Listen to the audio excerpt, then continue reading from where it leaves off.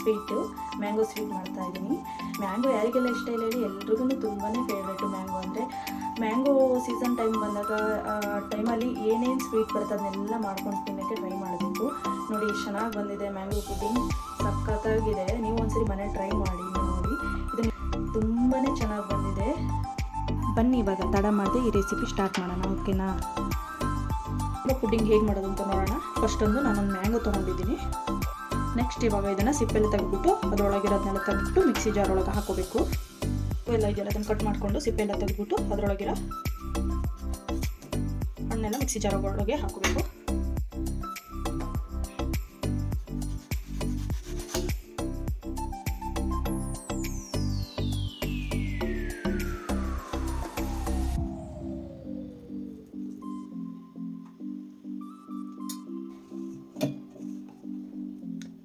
Next ಇವಾಗ ಇದರದ್ದೆಲ್ಲ ಹಣ್ಣು ಬಿಡಿಸಿ ಇದೆ. ಮ್ಯಾಂಗೋ ಅಂತೂ ಹಿಂಗೆ ಕೈಲೇ ಬರುತ್ತೆ, ಕೈಯಲ್ಲೇ ತೆಗೆದಾಕೊಳ್ಳಿ.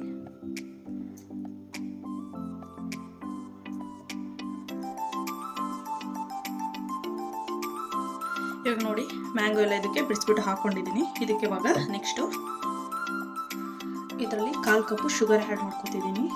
ಮ್ಯಾಂಗೋ ತುಂಬ ಸ್ವೀಟ್ ಇದೆ, ಹಾಗಾಗಿ ನಾನು 1/4 ಕಪ್ಪು ಯೂಸ್ ಮಾಡ್ಕೊತಾ ಇದ್ದೀನಿ. ನೋಡಿ ಇವಾಗ ಇದೇ ಕಪ್ಪಲ್ಲಿ 1/2 ಕಪ್ಪಷ್ಟು ಮಿಲ್ಕ್ ಹಾಕೋತಾ ಇದ್ದೀನಿ. ಬಿಸಿ ಮಾಡಿ ತಣ್ಣಗಾಗಿರೋ ಹಾಲನ್ನ ಸೇರಿಸ್ಕೊತಾ ಇದ್ದೀನಿ.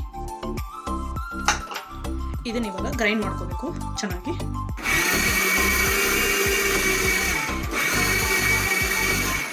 ನೋಡಿ ಇವಾಗ ಇದನ್ನ ಸಾಫ್ಟಾಗಿ ಗ್ರೈಂಡ್ ಮಾಡ್ಕೊಂಡಿದ್ದೀನಿ. ನೆಕ್ಸ್ಟ್ ಇವಾಗ ಅದೇ ಕಪ್ಪಲ್ಲಿ ಒಂದು 1/4 ಕಪ್ಪಷ್ಟು ಕಾರ್ನ್ಫ್ಲೋರ್ ತೊಗೊಂಡಿದ್ದೀನಿ. ಅದನ್ನ ಒಂದು ಬೌಲಿಗೆ ಹಾಕೋಬೇಕು, ಮಿಕ್ಸ್ ಮಾಡ್ಕೋಬೇಕು ಹಾಲು ಹಾಕಿ. ಮತ್ತೆ ನಾನು ಅದೇ ಕಪ್ಪಲ್ಲಿ 1/2 ಕಪ್ಪಷ್ಟು ಹಾಲು ತೊಗೋತಾ ಇದ್ದೀನಿ. ಇವಾಗ ಕಾರ್ನ್ಫ್ಲೋರಿಗೆ ಹಾಕ್ಬಿಟ್ಟು ಚೆನ್ನಾಗಿ ಮಿಕ್ಸ್ ಮಾಡಿ ಇಟ್ಕೋಬೇಕು.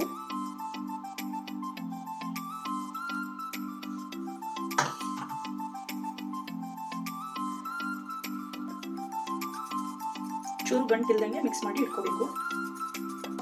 ಇದು ಇವಾಗ ಚೆನ್ನಾಗಿ ಮಿಕ್ಸ್ ಆಗಿದೆ. ಮಿಕ್ಸ್ ಮಾಡಿ ಸೈಡಿಗೆ ಎತ್ತಿಟ್ಕೋತಾ ಇದ್ದೀನಿ.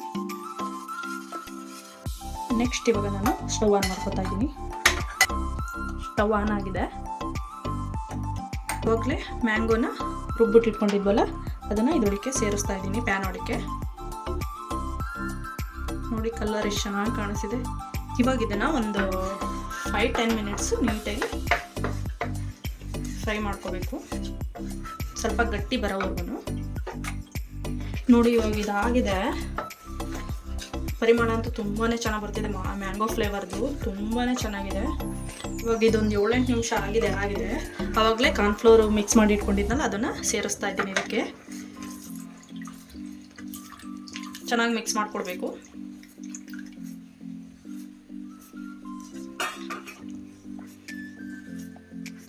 ಚೆನ್ನಾಗಿ ಮಿಕ್ಸ್ ಮಾಡ್ಕೊಳ್ಳಿ, ಚೆನ್ನಾಗಿ ಕಾಣಿಸ್ತಿದೆ ಅಂತ. ಇದು ಸ್ವಲ್ಪ ಗಟ್ಟಿ ಆಗಬೇಕು, ಅಲ್ಲಿವರೆಗೂ ಕೈ ಆಡ್ಕೊಡ್ತಾ ಇರಿ.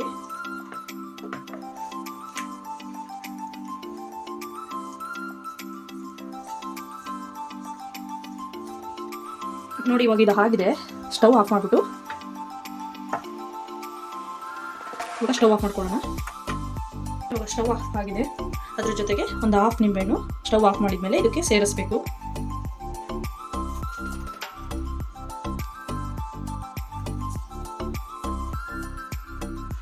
ಅದನ್ನು ಸೇರಿಸ್ಬಿಟ್ಟು ಚೆನ್ನಾಗಿ ಮಿಕ್ಸ್ ಮಾಡ್ಕೊಳ್ಳಿ.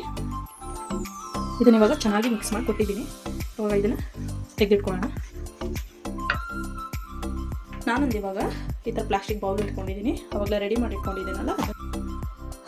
ಮಾಡಿ ಇಟ್ಕೊಂಡಿದ್ನಲ್ಲ ಮ್ಯಾಂಗೋ ಪುಡ್ಡಿಂಗ್ನ ಇದರೊಳಗೆ ಸೇರಿಸ್ತಾ ಇದ್ದೀನಿ.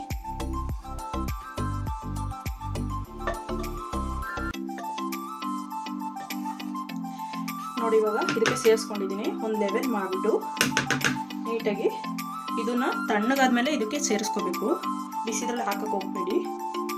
ನೋಡಿ ಇವಾಗ ರೆಡಿ ಆಗಿದೆ. ಇದಕ್ಕೊಂದು ಕ್ಯಾಪ್ ಹಾಕ್ಬಿಟ್ಟು ಫ್ರೀಸರಲ್ಲಿ 1-2 ಅವರ್ಸ್ ಇಡಬೇಕು. ಇವಾಗ ಇದು ರೆಡಿ ಆಗಿದೆ. ನೆಕ್ಸ್ಟ್ ಫ್ರೀಸರಲ್ಲಿ ಇಟ್ಟು ತೆಗೆದ್ಮೇಲೆ ಹೇಗಾಗುತ್ತೆ ಅಂತ ತೋರಿಸ್ತೀನಿ. ಬನ್ನಿ, ಇದು ಇವಾಗ ಫ್ರೀಸರಲ್ಲಿ 1-2 ಅವರ್ಸ್ ಇಡೋಣ.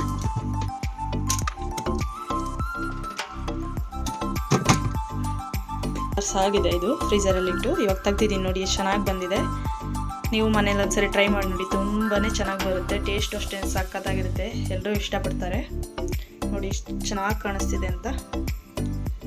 ಓಕೆನಾ, ಮಾಡಿ ನೋಡಿ. ಇವಾಗ ಇದನ್ನು ಕಟ್ ಮಾಡಿ ತೋರಿಸ್ತೀನಿ ಹೇಗೆ ಬಂದಿದೆ ಅಂತ.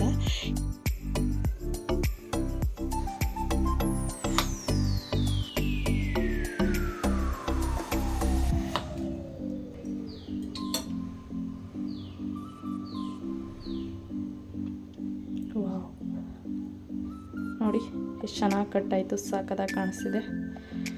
ನೀವೊಂದ್ಸರಿ ಟ್ರೈ ಮಾಡಿ ನೋಡಿ ಮನೇಲಿ, ತುಂಬಾ ಚೆನ್ನಾಗಿರುತ್ತೆ. ಟೇಸ್ಟ್ ಅಷ್ಟೇ ಸಾಕದಾಗಿರುತ್ತೆ. ಮ್ಯಾಂಗೋ ಫ್ಲೇವರ್ ಅಂತೂ ಘಮ ಘಮ ಅಂತ ಇರುತ್ತೆ. ಓಕೆನಾ, ಈ ವಿಡಿಯೋ ಇಷ್ಟ ಇದ್ದರೆ ಒಂದು ಲೈಕ್ ಮಾಡಿ, ಶೇರ್ ಮಾಡಿ, ಸಬ್ಸ್ಕ್ರೈಬ್ ಮಾಡ್ಕೊಳ್ಳಿ ಪ್ಲೀಸ್.